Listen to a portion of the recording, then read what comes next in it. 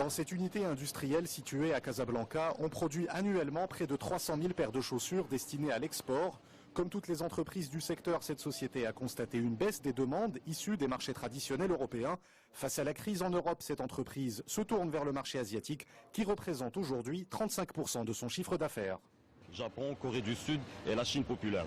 Donc c'est des marchés à fort potentiel de développement et à un fort potentiel de croissance. Donc nous misons beaucoup sur ces pays-là. Donc on serait resté focalisé sur l'Europe. Effectivement, on aurait subi cette crise. Pour d'autres entreprises exportatrices, la priorité se situe surtout au niveau de la réduction des coûts de production, comme dans cette unité industrielle casablancaise où l'on produit près de 1300 paires de chaussures par jour. Face à la hausse du prix du cuir importé d'Italie et à la baisse de la demande européenne, cette entreprise a investi en 2012 dans l'achat d'équipements de dernière technologie qui permettront à terme de mieux maîtriser les coûts.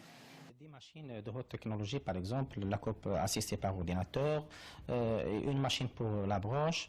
On a aussi modernisé notre pack machine afin de réaliser une production avec un coût minimum mais de haute qualité.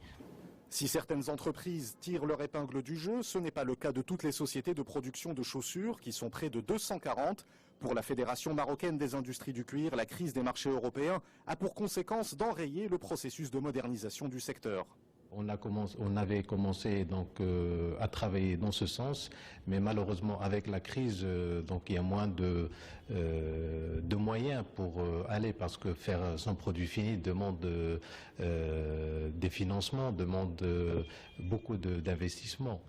Les exportations marocaines de chaussures ont péniblement atteint les 2 milliards de dirhams en 2012, soit une baisse de 16% par rapport à l'année précédente. Un recul qui menace toute la filière du cuir, qui représente actuellement près de 20 000 emplois directs.